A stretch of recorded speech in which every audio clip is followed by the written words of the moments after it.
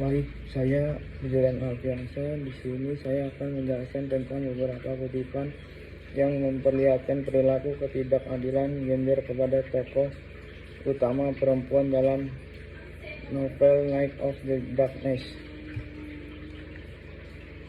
Bersamaan tema dan alur cerita novel, tema feminisme kedua novel Night of the Darkness dalam novel Valen adalah tentang perjuangan hidup seorang perempuan dalam mendapatkan hak-haknya.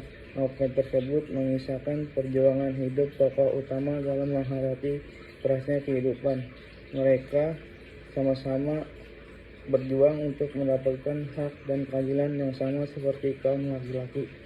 Dalam novel tersebut menjelaskan juga tentang cinta terlarang antara tokoh utama perempuan dan tokoh utama laki-laki. Walaupun akhirnya mereka tetap bersama, kedua tokoh utama tetap melewati kejadian-kejadian yang bisa membuat hubungan keduanya renggang dan hampir berpisah.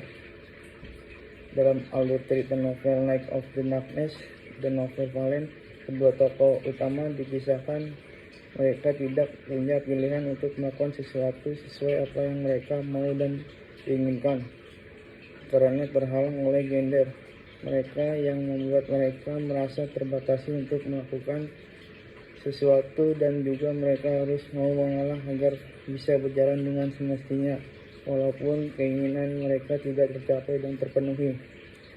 Lain kali berhati-hatilah kalau berjalan, Nona, dan berbahaya jalan sendirian di malam hari untuk wanita sepertimu.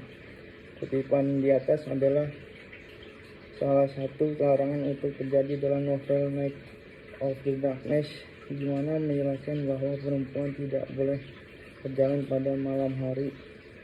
Padahal seharusnya diperbolehkan karena bisa saja terjadi hal-hal yang mendadak dan keadaan darurat. Jadi seharusnya perilaku tersebut tidak terjadi dan perempuan harus dipandang sama dengan laki-laki.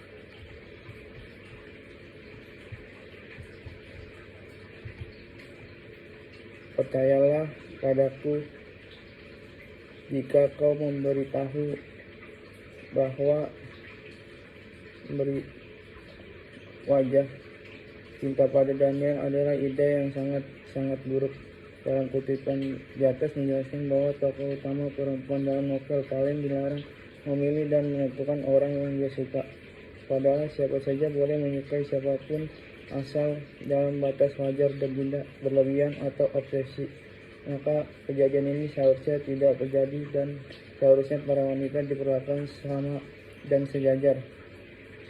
Kedua tokoh utama perempuan dalam novel memiliki nasib yang sama, yaitu tidak bisa menentukan pilihannya sendiri karena terhalang oleh gender dan larangan-larangan yang ada. Walau akhirnya Luce dan Lily tetap melakukannya larangan-larangan itu, tetapi tetap saja mereka merasa pergerakan mereka terbatasi oleh orang-orang yang memandang mereka secara gender. Tokoh utama kedua novel tersebut sama-sama berjuang untuk mendapatkan keadilan sebagai seorang perempuan dari ketertindasan yang dialaminya akibat perlakuan kaum laki-laki. Mereka tidak mau dianggap rendah dan tidak bernilai sama sekali, dan mereka membuktikan dengan usaha mereka bahwa seorang perempuan mampu dan layak mengerjakan sesuatu atau melakukan sesuatu yang dilakukan oleh seorang laki-laki. Pada alur anti-klimaks, tokoh utama perempuan digambarkan pernah ingin lepas dari kehidupan dan kisah cinta yang mereka jalani. Namun hal ini tidaklah berhasil. Mereka tetap pada posisi perjuangan melawan kehidupan dengan menempuhnya bersama dengan tokoh utama laki-laki tersebut. Pengalaman hidup yang pahit sang tokoh utama membangun pemikiran mereka bahwa mereka berani berjuang melawan ketidakadilan meski harus menempuh jalan kotor sekalipun. Dari segi feminisme, kisah novel tersebut perempuan digambarkan selalu dalam posisi yang tertindas dan tidak memilih jalan hidup mereka sendiri untuk menjadi lebih baik. Persamaan cerita tentang tokoh perempuan yang berjuang melawan kehidupan yang keras dan serba tidak adil menunjukkan bahwa fiksi dari kedua novel berbeda negara tersebut hampir memiliki kesamaan peraturan dan kekuasaan lingkungan yang mendominasi penindasan perempuan pemuas nafsu laki-laki masih menjadi isu utama feminisme yang dituangkan dalam karya fiksi dari dua negara berbeda.